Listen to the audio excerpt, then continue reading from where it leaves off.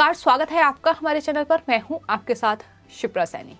उत्तर प्रदेश विधानसभा चुनाव से पहले समाजवादी पार्टी को एक के बाद एक बड़ा झटका लग रहा है और अब पार्टी के वरिष्ठ नेता और पूर्व मंत्री शिवकांत ओझा ने भी समाजवादी पार्टी से इस्तीफा दे दिया है और बीजेपी का दामन थाम लिया है। आपको बता दें, खबर ये है कि समाजवादी पार्टी ने शिवकांत ओझा को टिकट नहीं दिया, जिसकी वजह से वो लगातार अखिलेश यादव के खिलाफ बगावत कर रहे थे और अब नतीजा ये हुआ है कि वो बीजेपी में शामिल हो गए हैं। और आपको बता दें, राजधानी दिल्ली में उत्तर प्रदेश के प्रभारी धर्मेंद्र प्रधान और साथ ही केंद्रीय मंत्री मुख्तार अब्बास नकवी की मौजूदगी में शिवकांत ओझा बीजेपी में शामिल हुए हैं। तो जाहिर तौर पर समाजवादी पार्टी के लिए बड़ा झटका है, लेकिन वहीं आपको बता दें, प्रतापगढ़ जहां से वो आते हैं वहां की सियासत अब बेहद गर्माती नजर आ रही है, क्योंकि शिवकांत ओझा ने बीजेपी का दामन थाम लिया है, जिसके बाद अब बीजेपी उन्हें टिकट दे सकती है। ये अटकलें भी तेज हो गई हैं।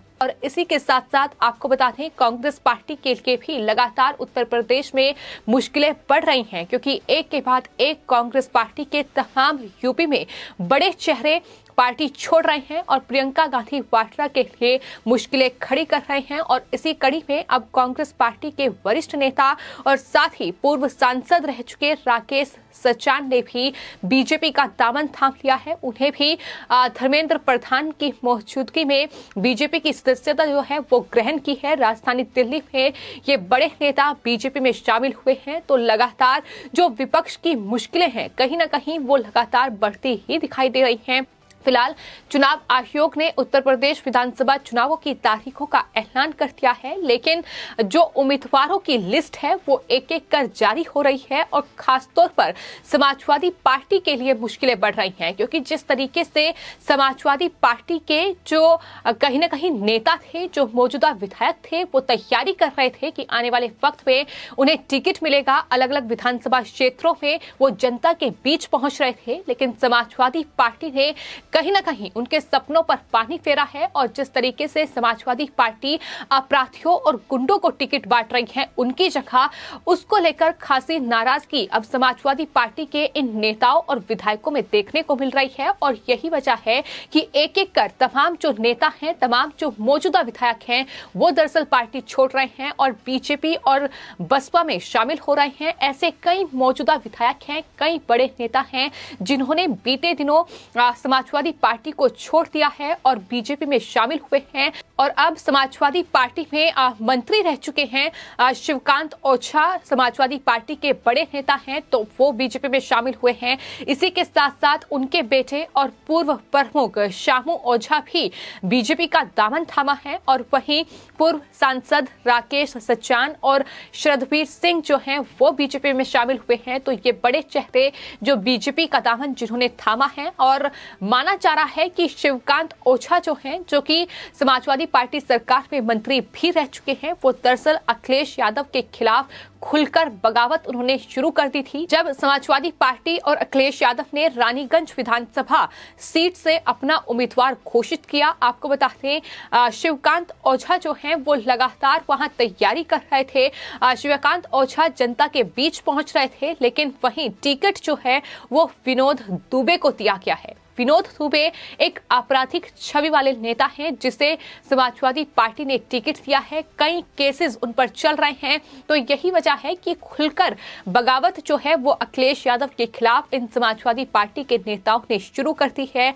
और अब बीजेपी में शामिल होने के बाद ये भी लगातार कयास लगाए जा रहे हैं कि बीजेपी अब शिवकांत ओझा को रानीगंज विधानसभा सीट से टिकट दे सकती है। ये लगातार कयास शुरू हो गए हैं। तो फिलहाल ये टिकट की होड़ है जो कहीं ना कहीं एक के बाद एक तमाम पार्टियों के लिए परेशानी का सबब बनी हुई है, और खासतौर पर समाजवादी पार्टी के लिए, क्योंकि समाजवादी पार्टी ने इस चुनाव को जीतने के लिए जो रणनीति तय की है, कहीं ना कहीं वो रणनीति ही अब समाजवादी पार्टी के नेताओं को जो वरिष्ठ नेता हैं, बड़े नेता हैं, उन्हें पसंद नहीं आ रही है, क्योंकि एक एक कर तमाम आपराधिक छवि वाले नेताओं को टिकट बांटे जा रहे हैं। जो अपने विधानसभा क्षेत्र में विधायक कार्य कर रहा है, जो जनता के बीच पहुंचने की तैयारी कर रहा है, उनके टिकट काटकर जिस तरीके से गुंडों को टिकट समाजवादी पार्टी दे रही है और एक एक कर ऐसे बयान सामने आ रहे हैं जो खुलेआम नेता धमकी दे रहे हैं, जो खुलेआम उम्मीदवार जनता को डरा रहे हैं। और कहीं ना कहीं यही तमाम वजह है कि समाजवादी पार्टी के लिए फिलहाल यूपी चुनाव में मुश्किलें कहीं ज्यादा उन्हीं की पार्टी के नेताओं ने, या यूं कहें उन्हीं की पार्टी के बागी नेताओं ने बढ़ा दी है। भले ही स्वामी प्रसाद मौर्य, धर्म सिंह सैनी और तमाम बीजेपी के जो 6 विधायक अखिलेश यादव की पार्टी समाजवादी पार्टी में ज्वाइन किए थे, और उसके बाद लगातार समाजवादी पार्टी और खुद अखिलेश यादव ये दावा कर रहे थे कि उन्होंने बीजेपी में सेंध लगा दी है और बीजेपी को अब जवाब पिछड़े और दलित वोट बैंक जो है वो देगा।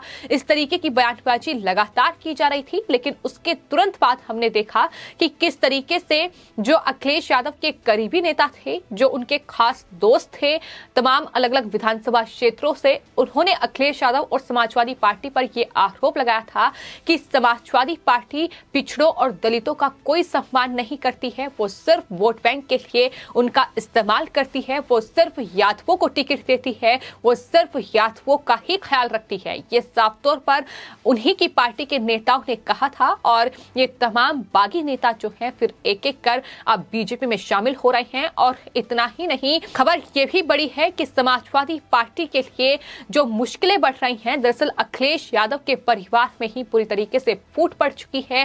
पहले ही अखिलेश यादव की भाभी और मुलायम सिंह यादव की बहू अपर्णा यादव बीजेपी में शामिल हो गई हैं। वो लगातार बीजेपी की तारीफ कर रही थी, प्रधानमंत्री और सीएम योगी आदित्यनाथ की तारीफ में कसीदे पढ़ रही थी, और उसके बाद उन्होंने बीजेपी का दामन थाम लिया और अब बीजेपी के टिकट पर चुनावी मैदान में होगी। तो वहीं जो मुलायम सिंह यादव के समधी हैं हरिओम यादव, वो भी पहले ही बीजेपी का दामन थाम चुके हैं। और बड़ी खबर ये है कि समाजवादी पार्टी के बड़े नेता और अखिलेश यादव के चाचा शिवपाल यादव, जिन्होंने समाजवादी पार्टी छोड़ दी थी और अपनी पार्टी का गठन कर लिया था, गठबंधन को लेकर भी समाजवादी पार्टी यानी अखिलेश यादव के साथ बातचीत चल रही है। लेकिन वहीं ये भी खबर सामने आ रही है कि वो आने वाले वक्त में बीजेपी को ज्वाइन कर सकते हैं, यानी बीजेपी में शामिल हो सकते हैं। और अगर ऐसा हुआ तो जाहिर तौर पर समाजवादी पार्टी के लिए ये उत्तर प्रदेश में ताश के पत्तों की तरह बिखरने वाली बात हो जाएगी, क्योंकि अगर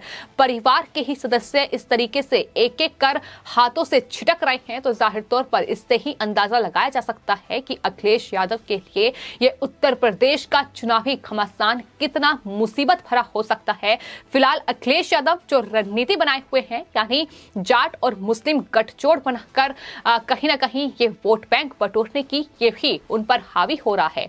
जिस तरीके से उनके तमाम ये आपराधिक छवि वाले उम्मीदवार जो हैं वो लगातार जाटों को धमकी दे रहे हैं, जनता के बीच पहुंचकर वहां लगातार उन्हें धमकी दे रहे हैं कि प्रशासन की वो ऐसी की तैसी कर देंगे, वो बदला लेंगे, वो इस तरीके से हिंदुओं को प्रताड़ित करेंगे। ये तमाम इस तरीके की बयानबाजी है। जब उनकी सरकार आएगी तो वो पुलिस को देख लेंगे। तो ये तमाम बयानबाजी अब अखिलेश यादव पर भारी पड़ रही है और उसका ही खामियाजा अब अखिलेश यादव को इस तरीके से भुगतना पड़ रहा है कि एक एक जो नेता हैं, जो उनकी सरकार में उत्तर प्रदेश में मंत्री रहे हैं, वो अब पार्टी छोड़ रहे हैं और बीजेपी का दामन थाम रहे हैं, क्योंकि अखिलेश यादव गुंडों को टिकट बांट रहे हैं। लेकिन समाजवादी पार्टी के जो बड़े नेता हैं, जिन्होंने समाजवादी पार्टी में काम किया है, जिन्होंने सरकार में काम किया है, उन्हें पूरी तरीके से नकारा जा रहा है। और यही वजह है कि इसका खामियाजा इस तरीके से फिलहाल अखिलेश यादव को भुगतना पड़ रहा है। आपको बता दें, उत्तर प्रदेश में 7 चरणों में चुनाव होगा और पहले चरण की वोटिंग 10 फरवरी को होगी। 10 फरवरी को उत्तर प्रदेश के पश्चिमी हिस्से की 11 जिलों की 58 सीटों पर मतदान होगा और उसके बाद दूसरे चरण की वोटिंग 14 फरवरी को होगी। और इस तरीके से ये 7 चरणों में मतदान होगा। 10 मार्च को नतीजे सामने आएंगे तो उत्तर प्रदेश की इस सियासी महाभारत का समाधान आखिर क्या होगा, किस तरीके से इस सियासी महाभारत का रुख जो है वो देखने को मिलेगा 10 मार्च को, जब चुनावी नतीजे सामने आएंगे। लेकिन फिलहाल दल बदलने का जो सिलसिला है वो लगातार जारी है। समाजवादी पार्टी के ये नेता न सिर्फ बीजेपी में शामिल हो रहे हैं, बल्कि बीते दिनों अखिलेश यादव और समाजवादी पार्टी के जो विधायक हैं हाजी रिजवान, उन्होंने पार्टी छोड़ी है, वो बसपा में शामिल हुए हैं। इसके अलावा आपको बता दें कांग्रेस पार्टी को भी लगातार बड़े झटके लग रहे हैं। जिस तरीके से कांग्रेस पार्टी के दिग्गज नेता आरपीएन सिंह बीते दिनों बीजेपी में शामिल हुए हैं और अब वो उत्तर प्रदेश में विधानसभा चुनाव लड़ेंगे। यानी मुश्किलें लगातार बीजेपी की रणनीति जो है वो समाजवादी पार्टी और तमाम विपक्षी पार्टियों की बढ़ाती दिख रही है, क्योंकि जिन समुदाय में नाराजगी है, जिन लोगों में नाराजगी है, उन नाराजगी को दूर करने का काम भी बीजेपी बखूबी तरीके से अपनी रणनीति के तहत कर रही है। फिर चाहे वो जाट नेताओं के साथ हुई बैठक की बात हो या फिर तमाम जो जगह है जहां पर कहीं ना कहीं लोगों में अलग अलग मुद्दों को लेकर नाराजगी है, फिर चाहे वो किसानों की नाराजगी रही हो या फिर व्यापारियों की नाराजगी रही हो, उन तमाम चीजों को ध्यान में रखते हुए बीजेपी उन इलाकों में पहुंच रही है, उनके उम्मीदवार पहुंच रहे हैं। बीजेपी के तमाम वरिष्ठ नेता लगातार डोर टू डोर कैंपेन कर रहे हैं, फिर चाहे वो केंद्रीय गृह मंत्री अमित शाह हो या फिर बीजेपी जो प्रदेश अध्यक्ष हैं उत्तर प्रदेश के स्वतंत्र देव सिंह, वो भी लगातार डोर टू डोर कैंपेन कर रहे हैं। तो इस तरीके से बीजेपी अपने यूपी मिशन पर है, लेकिन कहीं ना कहीं समाजवादी पार्टी और कांग्रेस पार्टी के यूपी मिशन को एक के बाद एक बड़े झटके मिल रहे हैं। वहीं बीजेपी की रणनीति समाजवादी पार्टी और कांग्रेस पार्टी पर बेहद भारी पड़ती दिखाई दे रही है। फिलहाल आपकी इस पूरे मामले पर क्या राय है, हमें कमेंट बॉक्स में जरूर लिखें और चैनल को सब्सक्राइब करें। धन्यवाद।